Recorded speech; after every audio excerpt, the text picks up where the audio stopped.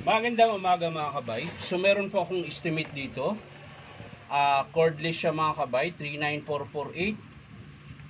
Cordless na 18 volts mga kabay. Ano to mga kabay, galing abroad. Ayan. Check natin yung model niya mga kabay dahil wala naman pong nilabas sa Pilipinas na ganito. DC9888. Yan po yung model niya mga kabay. So ito yung lumang cordless mga kabay. Ayan, hindi po siya XR. Pero okay pa yung battery. Ayan. So ang nakalagay dito mga kabay, umuusok ang loob. Ayan, yun po yung sabi ng customer. So ayan, testing natin.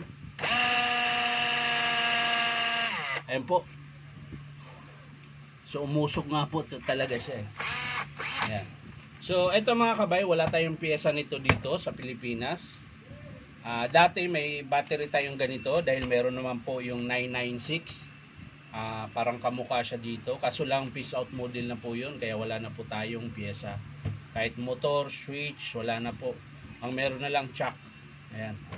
So yung mga battery, switch, motor, carbon brush. Ito kasi decarbon to mga kabay. Ayan mga kabay, titingnan natin. Bubuksan natin yung kanyang carbon.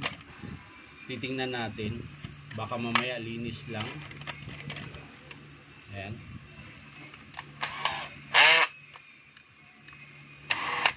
Oops.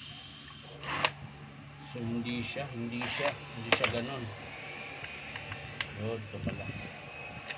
Titingnan muna natin yung sa carbon. Ito maganda to mga kabay, yung carbon niya nandito lang sa likod. Hindi mo na kailangan buksan. Pero pag yung motor na ang sira nito mga kabay, wala na po tayong pamalit nito. Dahil magkaiba po yung motor sa XR ngayon. So hindi po siya kaparehas. So titingnan na lang natin kung meron tayong magawang paraan. Ayan.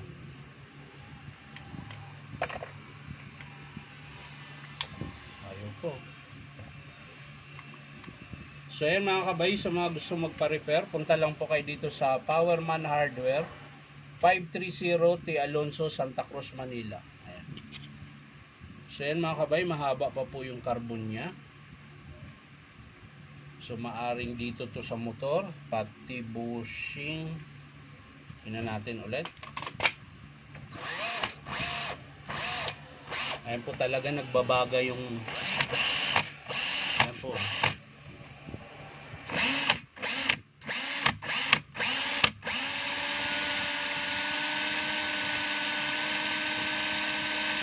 Yan mga kabay, nawala po yung usok.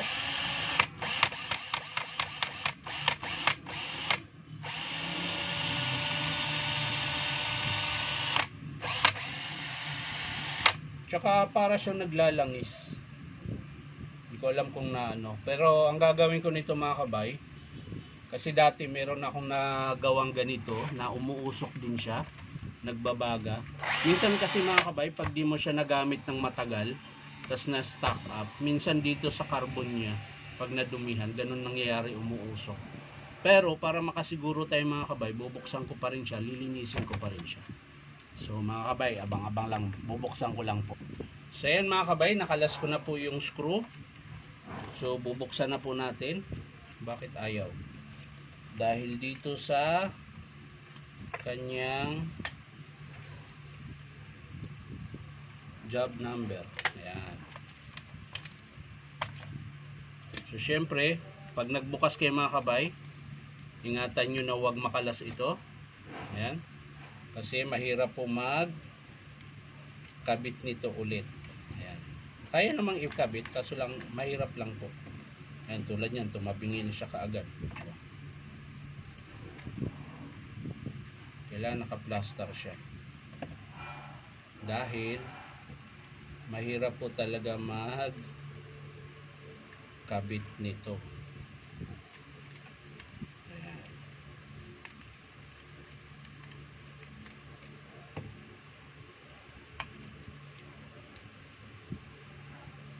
Saglit lang mga kabay, babalik ko lang. So yan na mga kabay, tinip ko na siya para hindi siya makalas. So ngayon, angat natin yung motor. Ayan. Siyempre, lilinisin natin.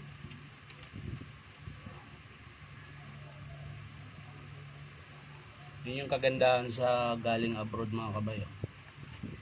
Hindi siya diretso dito sa motor. Nakabalot pa siya ng plastic. So, mas ano siya, mas hindi siya gaano palag. So, ayan mga kabay, paanda rin natin ganito. Ayan.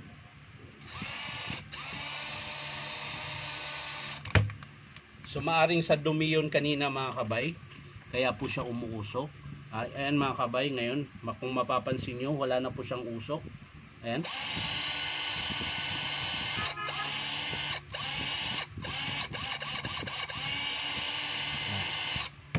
So wala na po siyang siklab mga kabay. Kasi po nagalaw po yung carbon niya. Ito po. Yung pinaka-carbon niya po ay nagalaw po siya. So ibig sabihin, lumapat po yung spring. Ayan. Kung kanina mga kabay, hindi siya gaano lumalapat. Ito, ngayon lapat na lapat na. Pero kailangan ko pa rin kalasin itong kanyang carbon. Ayan. So ito mga kabay, yung carbon nito parang meron pa ito. So ayan.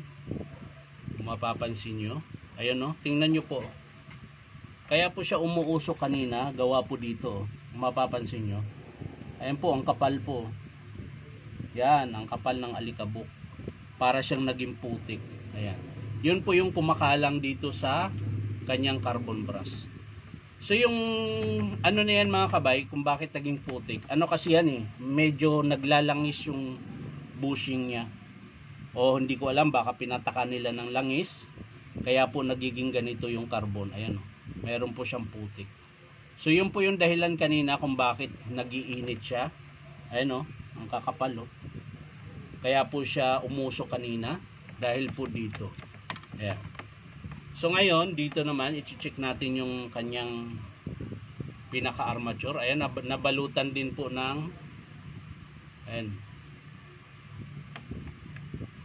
alikabok to mga kabay. Kaso lang, di ko lang alam kung inisprayan nila ng langis ito, yung pinaka-bushing. Kaya po siya nagkaroon siya ng parang putik. Ayan. So lilinisin lang natin to mga kabay. Palagay ko katulad din po ito nung dati kong na-repair na umusok din siya. Pag pinapaandar mo, umuusok. Ayan. Tapos ang ginawa ko nun mga kabay ay nilinis ko lang po siya. Ayan. Tulad nitong ginagawa ko ngayon mga kabay.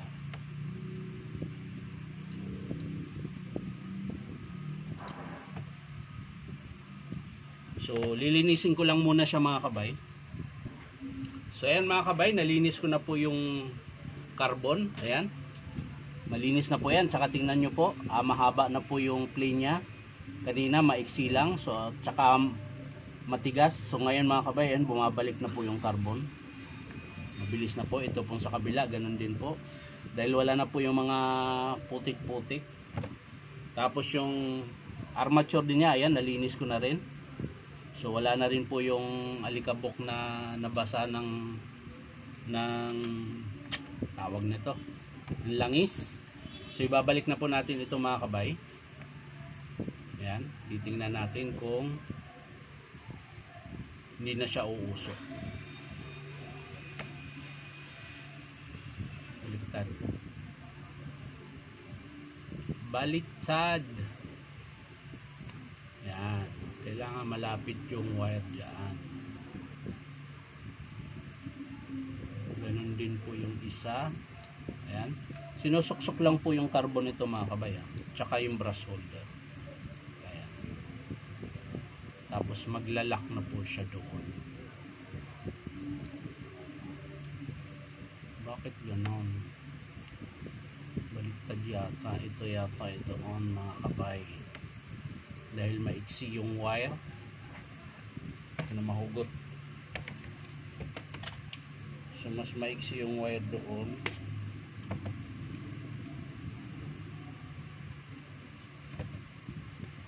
tsaka ito dito. Pero ang layo.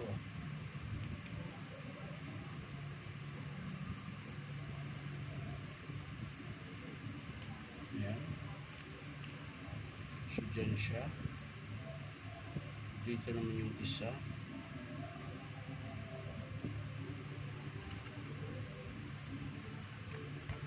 Wala mga kabay. So yan mga kabay. Hindi ko na po pinakita pag-assemble lang. Ang hirap po ikabit dito. Natagalan ako dito. Pero at least yan, nalinis ko na. So isasara na po natin. Titingnan natin kung hindi na ba siya uusok. Ayan.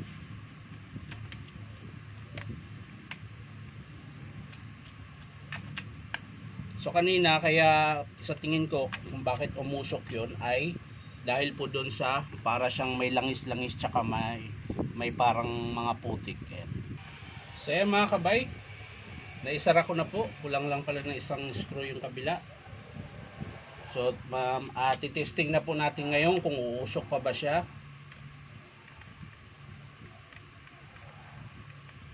Ayan.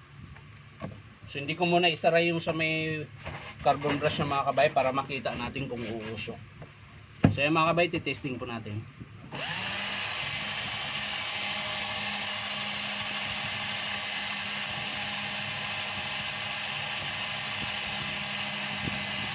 So hindi na po siya umusok mga kabay. Reverse natin.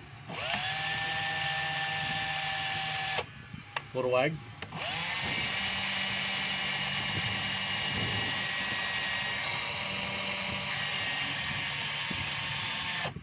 So hindi na po siya umusok mga kabay.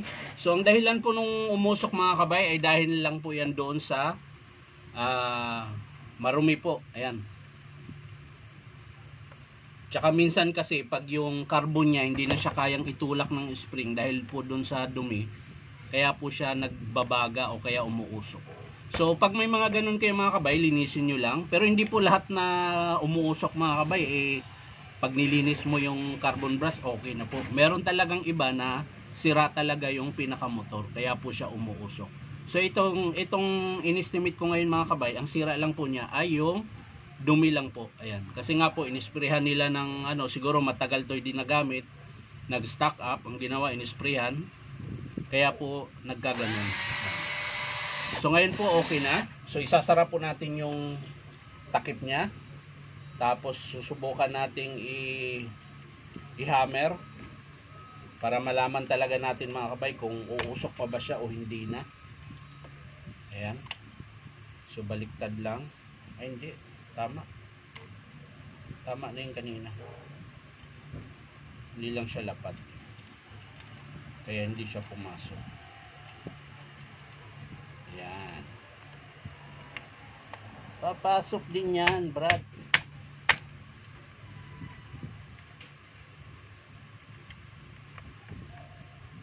So, sasara na po natin mga kabay.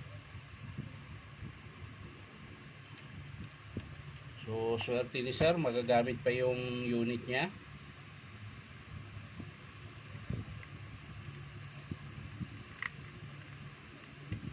Titingnan natin kung ayan.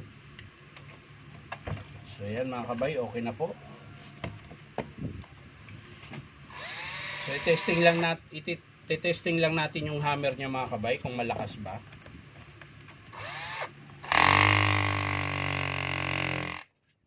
Lakas ang hammer niya mga kabay. Lagay daw natin sa 3.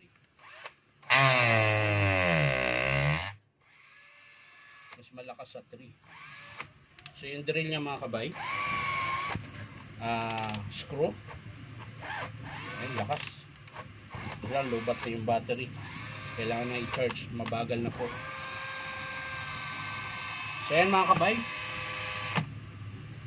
So linis lang po ang nangyari dito sa unit ni sir. So yung umuusok ay dahil lang po doon sa alikabok. So maraming salamat mga kabay sa panunood at pa-like and share na rin po. At syempre po mga kabay, baka naman pwedeng subscribe nyo po sa aking YouTube account na Inong Tabay. So sa may mga ganitong unit mga kabay, lalo na pag galing abroad, tapos matagal-tagal nyo hindi nagamit, Pero itong battery na to mga kabay, pag nasira, wala na po talaga tayong pamalit dito. Ayan. Pero na lang kung yung merong sinasabi sa yung mga seaman mga kabay galing ibang bansa, meron daw nabibiling adapter. Ganito ang forma niya mga kabay. Pero yung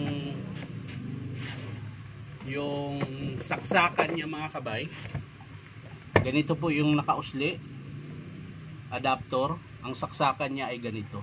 Ayan. So kung makabili kayo ng ganun, mas maganda para makagamit kayo ng bagong battery ngayon mga kabay. Ayan, na 18 volts. Pwede rin naman dito kasi 18 volts to, pwede yung 20 volts nito. So yan lang mga kabay, maraming salamat. Bye bye.